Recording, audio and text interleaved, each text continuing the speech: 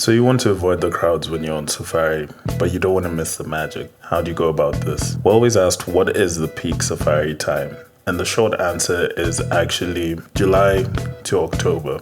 That's when everyone's out here. That's when most safaris are happening. And then we'll have a quick reset in November. And then after that, you've got the December to February window. If we want a quick answer to when to best book your safari is to avoid those windows, you'll be fine. But honestly, it's a bit more complicated than that. So let's have a chat about what's actually happening in terms of safari seasons and when to book your trip. Everybody want to see it. It's once in a lifetime thing to see. And this is something which happens in a fraction of a second. Respect these animals, especially in the migration time. People want to drive there. Some of them, they just park their vehicles. People block their way and intimidate the animals. First, let's just talk about one of the larger prevailing myths that exists in the industry, the migration of the animals. The Serengeti Mara ecosystem doesn't care about human borders.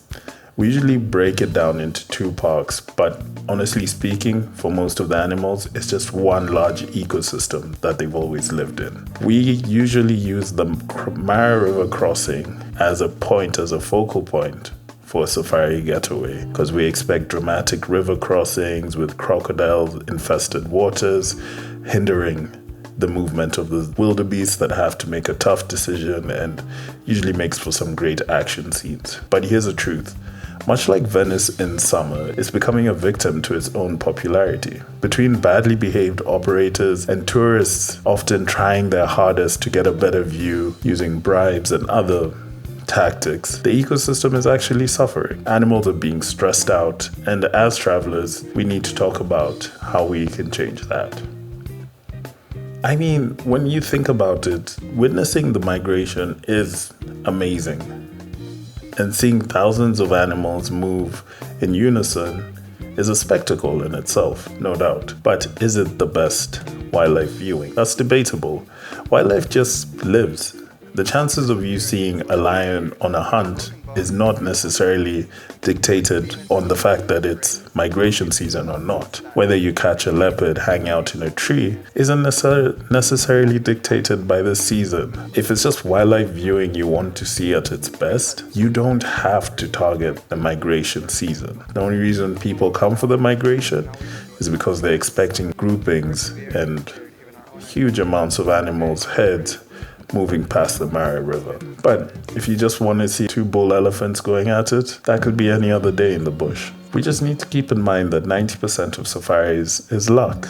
You can do the planning, which is the 10%, but whether or not you see that beautiful shot is usually down to luck, especially when it comes to hunting. Let's talk a little bit about the seasons that exist in these destinations. For example, in Kenya, we don't necessarily have a winter, but we do have a wet and dry months, or rainy season and dry season. From January to April, it's hot and the shrubs are thin, and we honestly have probably some of the better wildlife viewing opportunities in terms of animals hanging out at watering holes or not being able to hide in greenery, because that's just not available when it's dry. Then from April to September, we sort of hit a rainy and cold period. But let's explore it in deeper detail. So January to mid-March, this is our hot summer season. Expect dusty roads, thin to little shrubbery, and less water around the parks. So you'll find huge amounts of animals usually congregating at a watering point.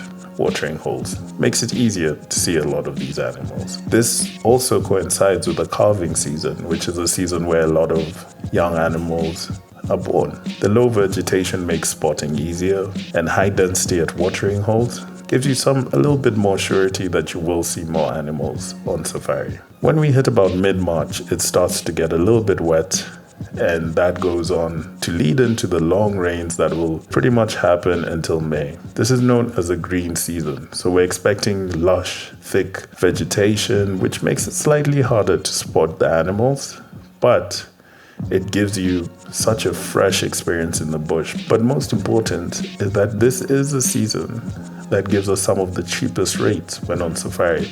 And that's just usually because no one really expects to enjoy a safari in the rain, even though it's just as enjoyable. And this seems to be a period when we don't have a lot of people actually on holiday in other countries because it's not summer and it's just largely another chunk of the calendar.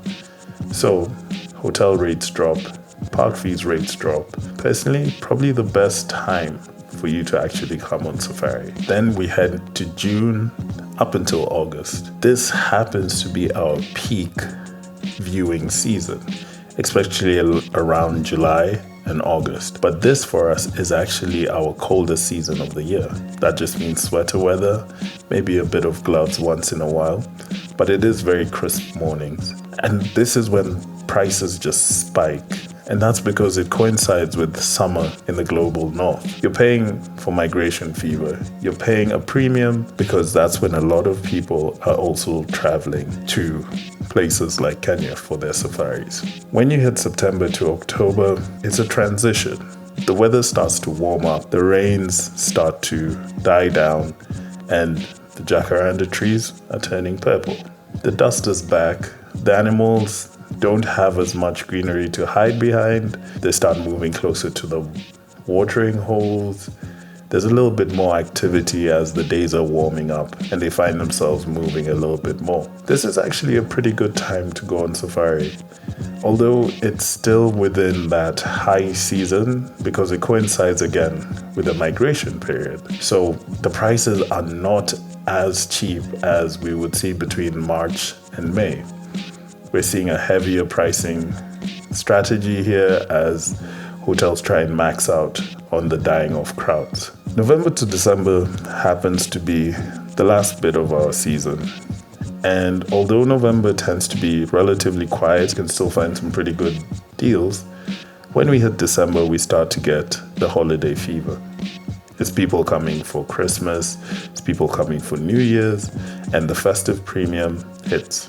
Prices spike during Christmas and New Year's, and the wildlife viewing is pretty similar to January as everything is drying off and it's starting to get warmer again. So let's talk a bit about how to make your savings or the money that's involved in booking your trip. From July to December, the Masai Mara, for example, entrance actually moves up to $200 per day. If you go in the first half of the year, it's $100 per 12 hours. Remember, it's now changed to a 12-hour billing cycle. You're literally paying 100% premium to go to the Mara during those high seasons. So it's pretty clear to me when it comes to what verdict I have. My advice is that the industry is growing, and I would just say forget about the migration.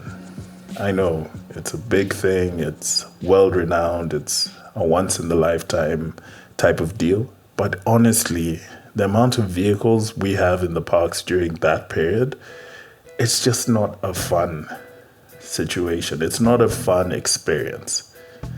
I would say pick a time of the year where it's a little bit more quiet, you'll make extra savings, and the viewing experience is pretty much the same. I wouldn't leave you without certain tips if you decide you want to go for the migration. I would say number one, book into a conservancy because they have a limitation on the numbers they can take and the vehicles that are allowed to be in the conservancy.